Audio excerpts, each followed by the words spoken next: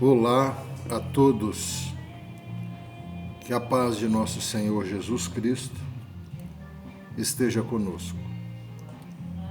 A convite do Centro Espírita Cultivadores do Evangelho, nós vamos fazer um comentário do capítulo 20 do Evangelho segundo o Espiritismo, o item número 5, os trabalhadores do Senhor. Hoje nós escolhemos esse tema especificamente em função da comemoração dos 34 anos de fundação daquela Casa de Bênçãos. Ela foi fundada no dia 6/8/1986. Portanto, amanhã completa os 34 anos de existência.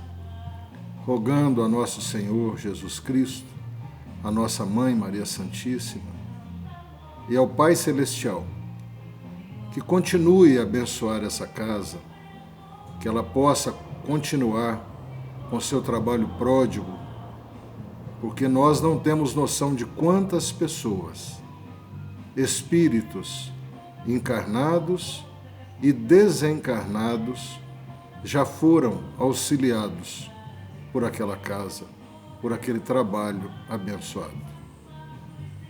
E rendendo as nossas homenagens especiais nessa data comemorativa de fundação do Centro Espírita Cultivadores do Evangelho, ao senhor Américo, à dona Filisbina e ao senhor Álvaro de Melo, os nossos 3 companheiros que trabalharam, que deram do seu tempo, do seu suor, do seu amor, da sua abnegação, para que esse trabalho fosse continuado. E todos nós que ali usufruímos das benesses do Senhor, das bênçãos que aquela casa nos traz, prestar a nossa homenagem a esses 3. E por isso nós escolhemos esse tema, os trabalhadores do Senhor. Todos nós aqui nos encontramos na Terra para aprender e também para o nosso crescimento moral, para a nossa modificação moral, entendendo as nossas dificuldades, procurando essas bênçãos na modificação no mais profundo do nosso ser. Todos nós temos a nossa lista de virtudes já conquistadas, mesmo que sejam muito poucas. E também temos as nossas listas de defeitos, que nós mesmos precisamos olhar à luz de nosso Divino Mestre e fazer essa modificação. Então, a nossa homenagem a esses trabalhadores, o senhor Américo, dona Filisbina, o senhor Álvaro de Melo e tantos outros, que aqui não cito, porque seria injusto, esses 3 que já foram, sem sombra de dúvida, aquelas pessoas que já nos demonstraram a qualidade do seu trabalho e o seu esforço para que essa casa se mantivesse de pé com o apoio da espiritualidade. Então, o comentário é exatamente em homenagem a essas 3 pessoas, esses 3 queridos amigos, que deram o pontapé inicial para que essa casa completasse esses 34 anos, que possam ser muitos outros de trabalho e de benefício a todos nós. O Evangelho nos diz no capítulo 5, os trabalhadores do Senhor: vocês chegaram no tempo em que se cumprirão as coisas previstas para a transformação da humanidade.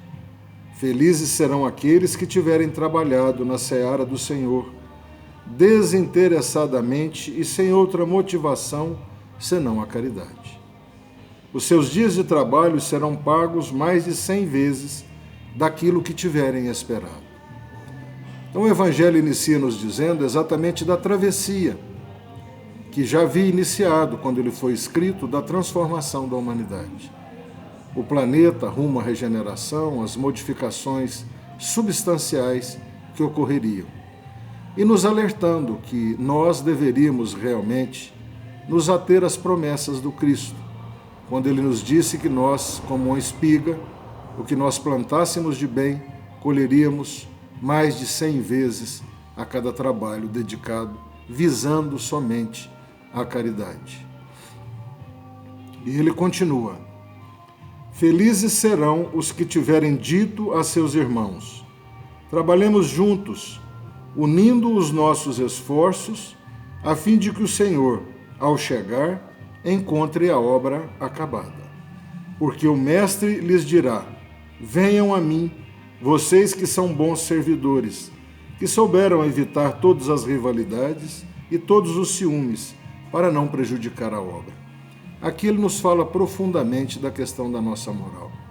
Quando ele fala da questão da nossa união, da união para auxiliar um ao outro, não é? Nos alertando realmente, o Mestre falando a esses bons servidores que souberam evitar rivalidades e ciúmes, ou seja, a nossa condição de lutar contra as nossas próprias imperfeições.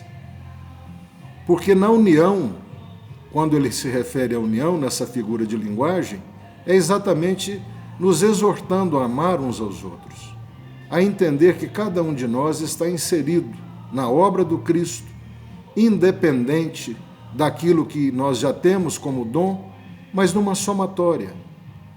É preciso que a gente entenda que cada um de nós é importante. E essas contendas e ciúmes são exatamente a condição de vencer os nossos defeitos, as nossas mazelas, e nos unirmos uns aos outros em amor, em respeito, em paciência, em tolerância, em saber que cada um de nós representa e muito nessa obra. Mas pobres daqueles que, por suas divergências, tiverem retardado a hora da colheita, porque a tempestade virá, e serão levados pelo turbilhão. Então gritarão: misericórdia, misericórdia. Aqui também, numa figura de linguagem, é nos alertando para a questão da mudança. Então, esses que ele diz que nas divergências retardaram a hora da colheita. Que colheita é essa? É exatamente a colheita da transformação planetária. Quem de nós não conseguiu, no tempo que esteve aqui encarnado, fazer realmente o plantio correto, que é o plantio do amor, que é exatamente essa observância de amor ao próximo, da boa convivência, não vai colher, na realidade, a não ser aquilo que tenha plantado. E na figura de linguagem também, a tempestade que vai varrer é exatamente as oportunidades nesse planeta que já modifica. Está em plena modificação. A pandemia está aí para nos mostrar exatamente essa bondade divina para conosco, para que essa transformação se acelere e que nós também possamos acelerar a nossa lista de virtudes, de compreensão e de amor. E não vai resolver nós gritarmos misericórdia, misericórdia, porque teremos que habitar planetas diferentes do nosso, envolvidos exatamente dentro da faixa vibratória que nós nos encontramos. Porque nós vamos colher exatamente o que plantamos. Estamos aprendendo com o Espiritismo. É preciso colocar em prática. E colocar em prática é exatamente conhecer profundamente a si mesmo e fazer essas modificações tão necessárias, principalmente nesse momento onde os bons herdarão a terra. Entretanto, o Senhor lhes dirá: por que vocês pedem misericórdia, vocês que não tiveram piedade de seus irmãos, que em vez de socorrê-los? Por que pedem misericórdia, vocês que buscaram suas recompensas nos prazeres do mundo e na satisfação do seu orgulho? Já receberam a sua recompensa, tal como a desejavam. Nada mais peçam. As recompensas celestes são para os que não tiverem pedido as recompensas da terra. Aqui também, numa figura, numa alusão, nós percebemos que vamos usar ainda a simbologia da pandemia. Nós percebemos claramente que esses meses todos, onde nós atravessamos uma situação, no mínimo, diferente no nosso planeta, onde existem pessoas com necessidades básicas, né, sem o dinheiro para poder pagar a sua energia, a sua água, sem ter casa para morar, sem emprego, sem ter, às vezes, o alimento básico para a subsistência, mobilizaram e estão mobilizando milhões de corações no planeta. Voltando exatamente para essa questão da solidariedade, do amor, do companheirismo, de estarmos juntos, de rompermos essa barreira exatamente no campo do amor, da compreensão ao próximo, da necessidade, da caridade material e da caridade moral. Em contrapartida, o que nós estamos assistindo? E não vamos tampar o sol com a peneira. Organizações governamentais, governantes, líderes políticos, empresários que estão se aproveitando exatamente dessa fragilidade do mais fraco para aumentar os seus lucros. E aqui ele deixa claro, não que nós não tenhamos que trabalhar, procurar melhorar, isso faz parte do incentivo para o espírito, mas aproveitar deliberadamente da fraqueza do nosso próximo para encher os nossos cofres significa que foi o que nós buscamos. E é essa recompensa que nós receberemos.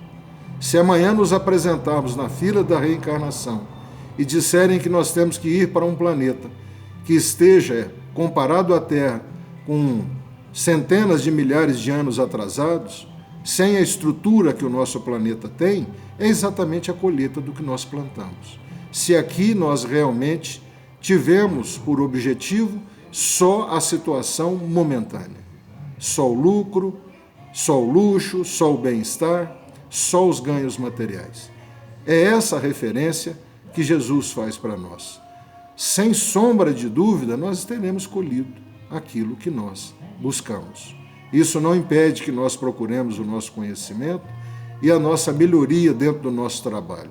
Isso é uma coisa lógica. Mas sem olhar o próximo, sem ter a piedade, sem ter o amor, sem ter a solidariedade, nós passaremos aqui realmente como os antigos hebreus, e Jesus já dizia, como túmulos caiados, aprendendo, enxergando por fora, sem a modificação por dentro. E a herança, nesse caso, sem sombra de dúvida, será não voltar a um planeta regenerado, melhor e com muito mais amor em sua superfície. Neste momento, Deus realiza a enumeração de seus servidores fiéis. Ele marcou com o dedo os que têm apenas a aparência da devoção à doutrina, a fim de que não se apossem do salário dos trabalhadores dedicados, porque será aos que não recuarem diante de suas tarefas que ele confiará os postos mais difíceis na grande obra da regeneração pelo Espiritismo. Será então que essas palavras se cumprirão. Os primeiros serão os últimos, e os últimos serão os primeiros no reino dos céus. O Espírito de Verdade, Paris, 1862. Vamos por parte. O que significa, na simbologia, que Deus marcou com o dedo, né, aqueles que só têm aparência a devoção à doutrina? Gente, marcar com o dedo de Deus é a consciência. No momento que nós desencarnarmos, nós teremos essa energia divina dentro de nós e saberemos que erramos, que perdemos a oportunidade de melhorar. Os céus, como Jesus nos mostrou, é como se, fazendo um comparativo, no setor material, é como se nós ganhássemos um grande prêmio da loteria, mas não pudéssemos retirá-lo, que ele estaria depositado, né, para quando o banco quisesse liberar para a gente. A doutrina mostra isso para nós. Nós transitamos por aqui entre resgate, entre lição e missão. As coisas não acontecem exatamente do jeito que a gente quer. Mas alicerçados na fé que o Espiritismo nos explica, a vida se transforma e fica mais leve, mais suave, mais fácil de atravessar. porque nós não deixamos de lutar, nós não deixamos de trabalhar, não deixamos de aprender. Mas cada passo desse alcançado ameniza as nossas dores, ameniza a nossa ansiedade e a nossa torrencial vontade de que o mundo fosse exatamente do jeito que a gente quer. E como é que Deus marca cada um de nós? Não tem jeito de nós, na realidade, aprendermos e não executarmos, porque nós estamos marcados na consciência.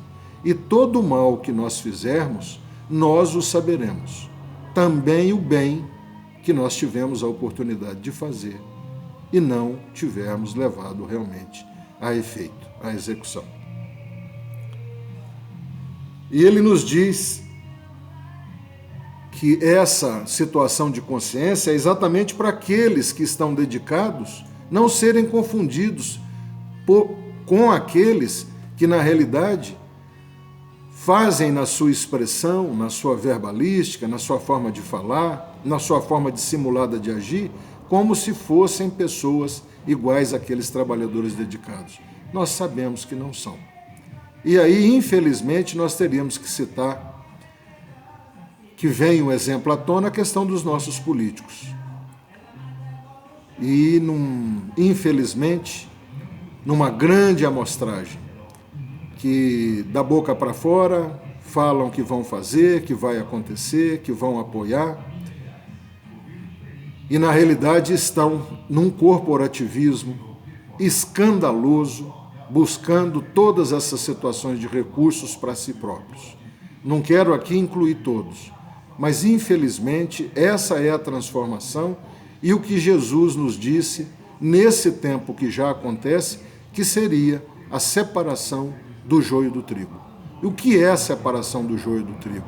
É o sentimento verdadeiro ligado à ação. Falar bem, enganar o outro, conseguir para si recompensas materiais em cima de sofrimento alheio, só vai trazer angústias. E é importante lembrar que as oportunidades de reencarnação num planeta regenerado como a Terra está em plena transformação, serão exatamente para aqueles trabalhadores dedicados. Mas observem que ele nos diz, ele confiará postos mais difíceis na grande obra da regeneração pelo Espiritismo. Muito bem, não haverá aí, para aqueles trabalhadores realmente dedicados, uma situação de rede, aguinha fresca, varinha de pescar. Toda a situação de vivência nos traz lição, nos traz experiência. E isso nos prepara. E o que são os postos mais difíceis? São exatamente aquelas situações de destaque onde essas pessoas terão que trabalhar mais, mas com a fé consolidada, com a certeza de que o grande prêmio está não nesse reino, mas no reino de Jesus. Essas pessoas desenvolverão e bem esse trabalho. O grande exemplo contemporâneo que nós podemos citar é Chico Xavier. Chico Xavier vivenciou em cada minuto da sua vida o Evangelho. E não vamos dizer que foi com o apoio da espiritualidade, porque o Chico convivia com os espíritos. O Chico tinha essa certeza plena, com angina, com problema de locomoção, com problema no olho, com problema de circulação, com cirurgia de próstata, ele nunca recuou. Então ele, na realidade, aceitou um trabalho extremamente difícil. Mas ele esteve diante dele com galhardia. Ele esteve diante dele com dedicação, com disciplina, como Emmanuel disse a ele, e venceu. É isso que Jesus quer nos dizer. Todos nós continuaremos na batalha. E aqueles que souberem mais vão ajudar os que souberem menos. E finalmente ele encerra dizendo para nós que essas palavras se cumprirão. Os primeiros serão os últimos, e os últimos serão os primeiros no reino dos céus. É aí o prêmio da loteria. Quem vai receber? Quem enganou? Quem iludiu? Quem teve vida nababesca, milionária, levando-se para si e para os seus as vantagens ilícitas? Nós sabemos que não. Esses são os primeiros, são os que receberam os títulos da terra. São aqueles que tiveram destaque na sociedade. Mas serão, sem sombra de dúvida, os últimos no reino dos céus. E o reino dos céus, para aqueles que vão receber o prêmio acumulado da loteria, são aqueles que souberam, dentro da sua possibilidade, mas com dedicação, com determinação, com disciplina, modificar esses sentimentos, trocando o medo, a falta de fé, o desamor, a pusilanimidade pela confiança, pela fé, pela certeza, pelo trabalho, pela dedicação. Esses herdarão, sem sombra de dúvida, o reino dos céus. Eu quero comentar com vocês uma história do irmão X muito interessante, até imprimir para que vocês me permitam de ler um trechozinho, que eu achei maravilhosa. Chama A Escolha do Senhor. Conta-se que os apóstolos que haviam trabalhado na terra em prol do próximo tiveram uma reunião vizinha às moradas celestiais. E todos estavam ali, os missionários ocidentais, os santos do Oriente, os sacerdotes da Igreja Católica, os patriarcas judeus e budistas, os seguidores de Confúcio, todos paramentados de acordo com o que haviam vivido na terra e ali confabulando um com os outros. Mas um deles estava totalmente destoado do contexto. Não é? Aqui que eu gostaria de ler para vocês, que diz o seguinte textualmente: o irmão X, entretanto, um deles destoava do brilhante conjunto. Era um antigo servidor do deserto que não se filiara a igreja alguma. Ibrahim al-Mandeb fora apenas devotado irmão dos infelizes que vagueavam nas planícies arenosas da Arábia. Não possuía qualquer sinal que o recomendasse ao respeito e à consideração. Trazia os pés descalços, em chaga e pó. Na veste rota, mostrava as manchas sanguinolentas das crianças feridas que havia aconchegado de encontro ao peito. As mãos magras e hirsutas pareciam forradas em couro de camelo, tão calejadas se achavam no rude trabalho de assistência aos viajantes perdidos. Os cabelos grisalhos e imundos falavam de longas peregrinações sob a tempestade, e o rosto enrugado e rijo era a pesada moldura de 2 olhos, belos e lúcidos, mas encovados e tristes, guardando pavorosas visões das dores alheias que ele havia socorrido, abnegado e atento. E ele continua dizendo que ele estava isolado nesse festim e que os anjos vieram fazer anotação porque Jesus queria falar com um daqueles representantes que haviam galgado a ascensão dentro do contexto espiritual. E quando foram falar com ele, perguntaram para ele que igreja que ele pertencia. Falou, mas para que pergunta, né? Então eles disseram para ele que Jesus queria falar com um deles, né? Por ordem, os nomes daqueles que mais profundamente o amaram no mundo. E ele então disse, não se preocupem comigo, né? Eu não pude consagrar-me ao culto de Jesus. Eu sinceramente ignoro a razão que eu fui trazido aqui, quando eu não tenho lugar entre os eleitos da fé. Então eles perguntaram, o que você fez lá entre os homens, né? E ele disse que o Senhor me perdoa a ingratidão e a dureza, mas o sofrimento dos meus irmãos não me deu oportunidade de pensar nele. Nunca pude refletir na sublimidade do paraíso, porque o deserto estava cheio de aflição e lágrimas. Então ele começa a chorar, porque ele se viu deslocado. E o anjo, né, que estava silencioso, vendo ele chorar, falou, bom, nós não podemos te colocar na situação, né, daqueles que amaram Jesus, mas nós vamos colocar o seu nome aqui como alguém que amou imensamente o seu semelhante. E ele mergulhou a cabeça nas mãos e ficou chorando, reconhecido até porque eles haviam notado ele como um amante do seu irmão, como Jesus pregou. E depois, daí algum tempo de expectativa, um grupo de mensageiros entra novamente na sala. E ele diz que penetrou o átrio engalanado de flores, em cânticos de júbilo, trazendo larga faixa, com o nome grafado em caracteres de luz. Era o nome do velho Ibrahim Al-Mandeb. Pretendia Jesus conversar com ele. Muito bem, meus irmãos. Os trabalhadores do Senhor. Segue então, me perdoe a emoção, segue então a nossa gratidão aos trabalhadores específicos dos cultivadores do Evangelho, ao Senhor Américo, a nossa gratidão eterna. A Dona Filispina, a nossa gratidão eterna. Ao seu Álvaro de Melo, a nossa gratidão eterna.